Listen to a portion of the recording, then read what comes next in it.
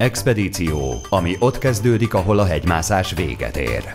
Magyar kutatók Chilében, a Föld legmagasabb vulkánján, a világ legszárazabb helyén, az Atacama-fennsík embertelen körülményei között. Az oxigénszint a normál érték fele, a klíma az ember számára szinte elviselhetetlen. Egy elszánt csapat kockáztatja testi épségét, hogy választ kapjon a kérdésre, van-e elegendő víztartaléke kietlen vidéken? Sikerül-e feljutni a műszereket rejtő hegycsúcsra?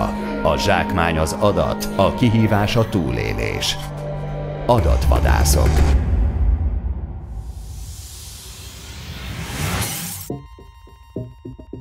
Bemutató május 21-én a Felfedezők napján, a Millenárison.